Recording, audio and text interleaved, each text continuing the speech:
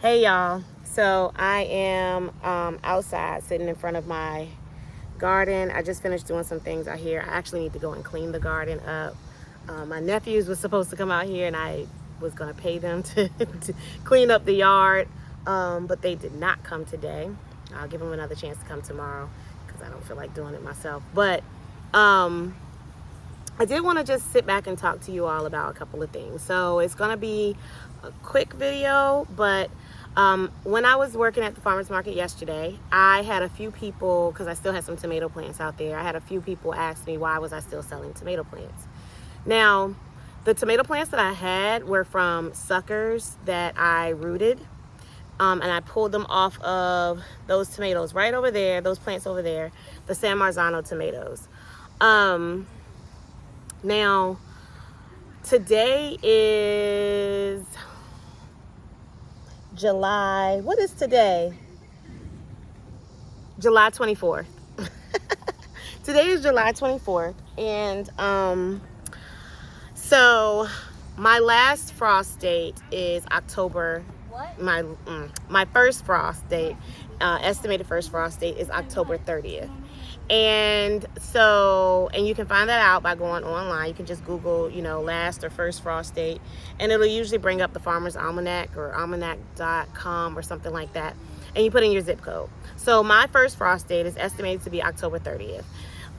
You can also go on Google and ask Siri or Alexa or whoever that you can search things with.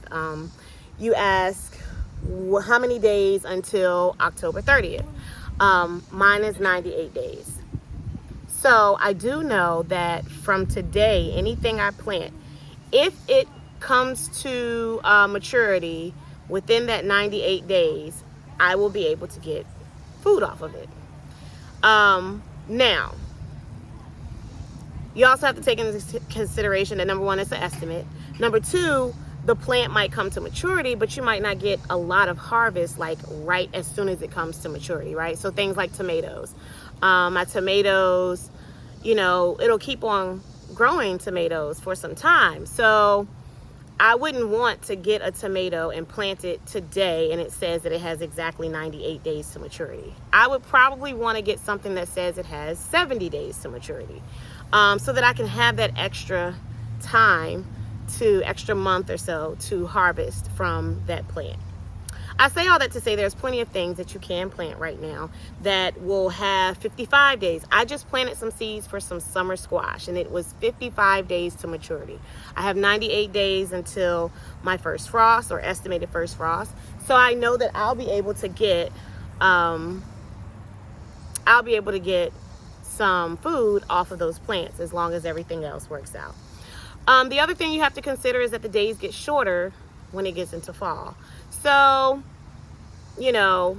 that's something to consider. If the days are shorter and you have plants that need, full sun for a certain amount of time, and as the days get shorter, you only get full sun in that area for like 4 hours, it might not mature as fast and you might not get the fruit. So it all depends on a number of variables, but you can still plant things right now and get fruits. If you're in an area where you don't have enough time for, your first frost, you can start planting things for the fall.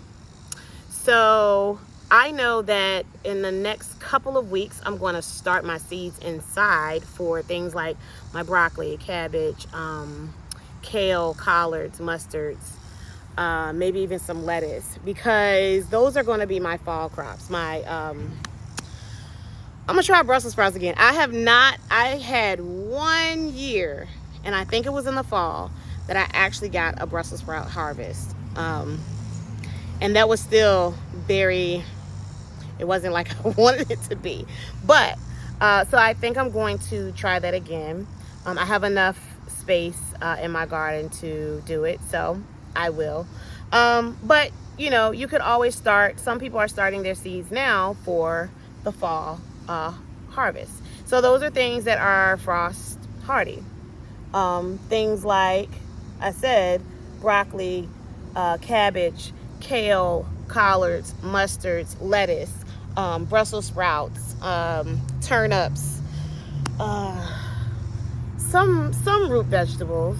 You could probably do a few root vegetables. I don't have a lot of experience with root vegetables outside of like carrots. You can do carrots right now, and stuff like that. But one thing I do know, so collards and kale, my collards and kale, and even my cabbage have all lasted well through the winter without dying. Mustards I've had a problem with because the leaves I think are a little bit thinner than my collards and my kale, and so there have been times that we had a hard frost and they did not, like a hard frost, and they didn't do very well. Or it might have been snow, like the snow sitting on it. If I had put some frost covers over it, it might have survived. But we don't eat a lot of mustard greens anyway, so I really probably won't plant that many. I do like them mixed into some mixed greens, so I might plant 1 or 2 plants just to have it as a mixture. But I will be dedicating most of my space to collards and kale. I like the dino kale. I like the curly kale. They even have some flat leaf kale. So that's what I'll probably be. And I think I have a pack of mixed kale that I got on sale from the nursery when I went and rescued those plants. And I thought about planting those and just seeing what pops up. I mean, it doesn't hurt. I think they are meant to be microgreens, and they usually have more seeds in the package when you are buying things for microgreens, but they are really just greens. They're seeds for greens. They're the same exact seeds. So it's just, I can't tell. You won't be able to look at the seed and say, this is a dino kale seed or this is a curly kale seed, because the seeds look the same. But if you're like me and you mix them all up anyway, I don't mind if I plant 5 different kales or 1 kale, as long as I get some kale. So that's just some information about if you were to start right now with a new garden. And I also thought about this because I do plan on ripping up all of these green beans are just gonna go. I have, I think, reached I got some green beans earlier. I fought some pests, and then it got hot and all the leaves started drying up, even though, like, I have my sprinkler going now, and it's probably gonna go until I go to bed, so I can really water the garden down really good. I really want to get an irrigation system, but I don't want to do that until I have completely figured out this garden, because I came out here and I actually started talking about what I'm gonna do to change the garden, my backyard layout in general, just period. I know I want to get the fire pit going before the fall gets here, because it'd be really nice to be out here enjoying that. But I also need to figure out what I'm going to do about the deck.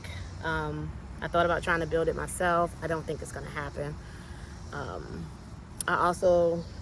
It's just so many things that I have to consider when I'm putting something permanent down, because like when I do the fire pit, I want to put gravel around it, and I'm not going to be able to just move gravel. So where I put it is where it's going to go.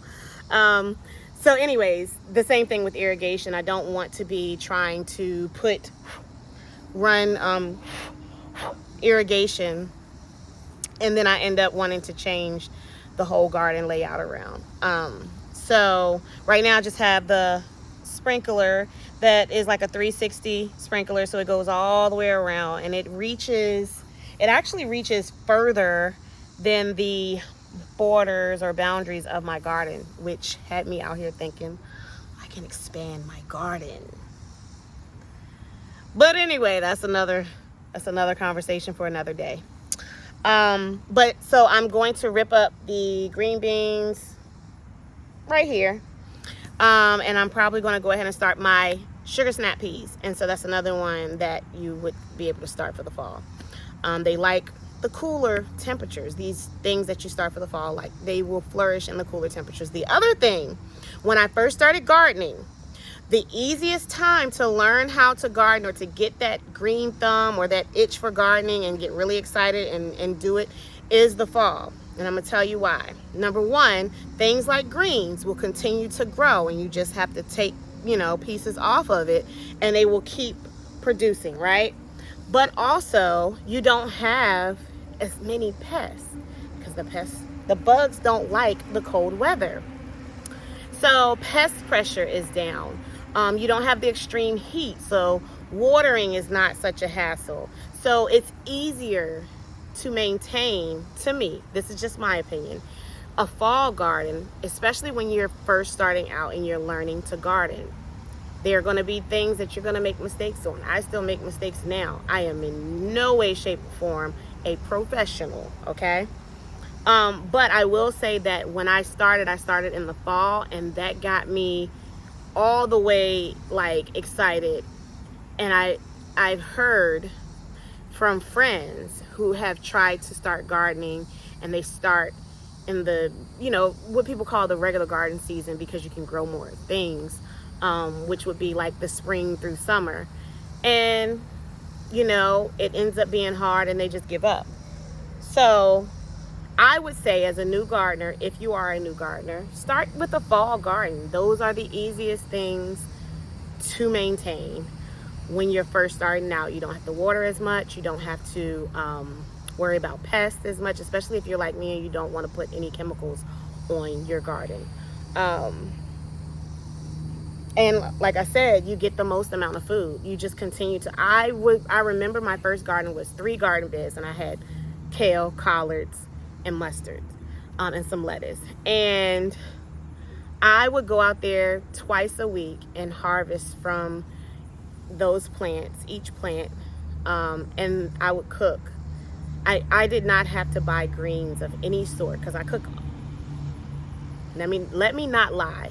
I cook almost every night, and I did not have to buy greens that entire fall and winter. And that was the most exciting thing to me. And they were fresh. And there's nothing like.